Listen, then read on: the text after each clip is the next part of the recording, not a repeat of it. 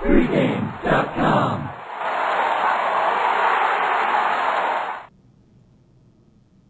Welcome back. We're in the home stretch. We're heading down to the finish line. Big 12, I'm Marco D'Angelo with Tony George. Final team we're going to preview, Missouri. Tony, this is a team. They bring back 9 on offense, 6 on defense.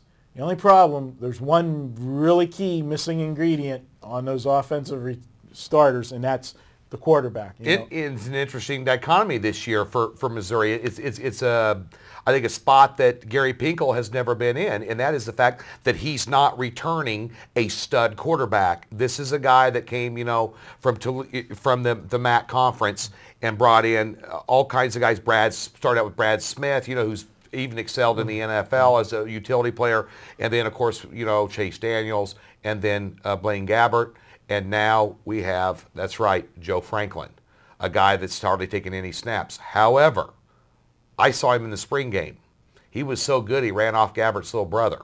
He's out of campus. This guy's going to be good. He's got a tight end that's an All-American in Egnew. He's got T.J. Moe back at wide receiver. He's got some weapons. They're running the spread attack. They've got a good offensive line attack. Now, they lost a 4-year left tackle, all Big 12 offensive lineman a week ago in practice for the season with an ACL.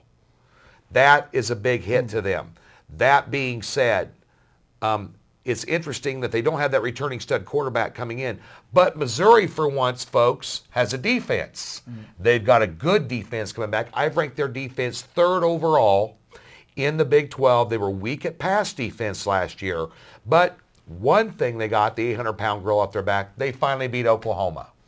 And that is a big confidence builder for that program. The problem is they went up and took a giant dog crap in the middle of Memorial Stadium in Lincoln the following week and let Nebraska kill them.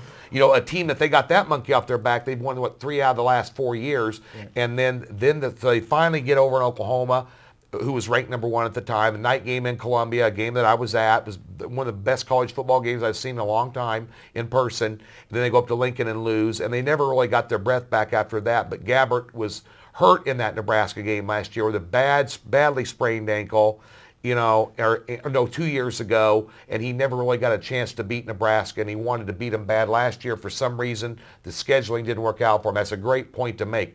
Off a big win like that, playing a good team the next week on the road, tough. You want to go against them. I went against them big, but the bottom line is not a household name quarterback, but a great defense. We'll see what they do this year. And one thing I want to tell you about, remember this name, because it's going to make a difference for Missouri this year, why they're going to have a better record than Texas. Grant Russell, he's the best kicker in the nation. Okay. And he's an All-American, and I think in some tight ball games where maybe Missouri's offense isn't A-plus level like you're alluding to without a Chase Daniel or a Blaine Gabbert, their defense is going to keep them in games more so than any years past. They're that good this year, and I tell you what, it's going to make a difference. Their games on the road, as you mentioned to me right before we started the show, Oklahoma and Texas A&M on the road, brutal. It's murder. So a couple comments. One, the main reason that we disagree about 4th and 5th in the Big 12, we have Texas and Missouri flip-flopped, is the quarterback position. I'm old school. You're from Missouri. I'm not, but Missouri's the show-me state, and this quarterback has to show me before I can jump on the bandwagon and say they're going to be okay. Good programs that have had success generally can restock easily. And so, I'm not going to doubt you that Joe Franklin is a quality quarterback, but for me, I got to see it. Gary Pinkel, though, even when I was at Washington, out at UW, Gary Pinkel has been known to take quarterbacks and make big-time players out of them. He is a quarterback-friendly head coach, and he works with them personally. I think that will at least help him get over the curve a lot quicker than it would be any other coach. That's a great point.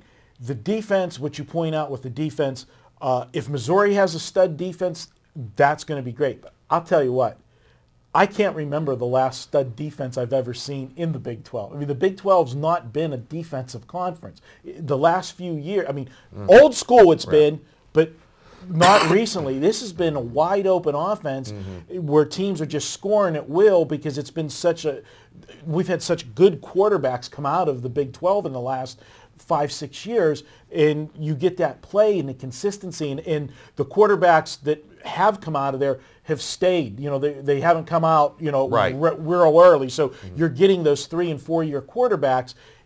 It's tough to stop those kind of offenses. I just don't know that Missouri, I just don't believe that they can stop the offenses that they're going to face this year. We'll see. I think that's the difference. If Joe Franklin makes that leap like you said, then yes, maybe they can. But I just don't see them going into Oklahoma and A&M and winning. A true test for them, and I agree with you. I don't see them winning those games, but we're talking 2 losses there. They maybe have 3 losses. Texas is going to have 4 or 5, mark my words. But that being said, early test for them on the road, second game of the season, Arizona State. That's going to be an interesting game for Missouri.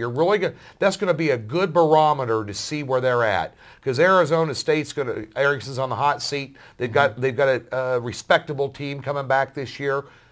Tough road test. They're not doing their annual first game of the year this year that they play in St. Louis. They play cross-border Illinois. They're not doing that matchup this year. So it's going to be interesting to see where they're at offensively in that game. That'll be a good barometer. And we'll find out whether I'm right or I'm wrong then. If they go out there and score 21 and lay an egg, I'm probably buying the steak and the beer. But I'll tell you, and I know we're kind of winding down on this team. I've got them picked over Texas. But one team I want to tell everybody to watch out for this year is the Baylor Bears, because the most exciting, talented, dynamic player in the Big 12 Conference is a quarterback by the name of Robert Griffin at Baylor. And yes, the 7th seal was broken. Armageddon did happen last year because Baylor went to a bowl game. And they went to a bowl game riding this kid's back. He's got 8 players back on offense. Defensively, they have a problem. But Baylor is a team that's going to be a lot better than Texas Tech. I think Tommy Tuberville's finding out the Big 12 is not the SEC, and you can't play with Mike Leach's players and install your system, as we talked about earlier with the Texas. They're still playing with players, and they've lost both their starting quarterbacks, Sheffields and Potts, both graduated last year from Texas Tech. They're down. And then the bottom tier teams, K-State, Bill Snyder's got problems. They lost Daniel Thomas, a running back last year, is playing for the Dolphins this year. And, of course, Kansas, poor Turner Gill, love the guy, big trouble. Iowa State, offensively, lost. I think they're bringing 3 back. But Baylor is a team you want to watch out for that's going to cover big spreads this year against good teams. And if anybody overlooks them, you're liable to get a whipping. But keep that in mind. And if Robert Griffin was playing for Nebraska, Ohio State, USC, he'd be the front runner for the Heisman this year. And it's interesting, you know, of the Big 12 Conference, what we've been talking about, there are legitimately 5 Heisman Trophy candidates in the top 10 that are out of the Big 12. And I think the Big 12 will house probably the Heisman Trophy winner this year. And it's probably going to be Landry Jones, once again, at 15-1. There you go. Tony, this has been absolutely great. The knowledge you brought for us and breaking down all of the, you know, the Big 12 teams. I enjoyed doing it. Made me a little more knowledgeable about the Big 12, you know, breaking it down with you in preparation. And for a tiebreaker on the Missouri-Texas thing, we'll ask Spartan from Pregame. He lives in Columbia, and he's another guy that's damn sharp when it comes to Big 12 football, too. All right. Is he going to be? He's going to pull a homer on me with Missouri, though? I sure hope so. I want to look good. That's why. You always try to get me. All right. He's Tony George. I'm Marco D'Angelo. Guys, I hope you enjoyed this. Continue the conversations. You can check us out in the forums and that. And Tony always has got talk about the Big 12 on your homepage. So check out Tony George. And again, I'm Marco D'Angelo. Thanks for watching. We'll be back real soon with more videos.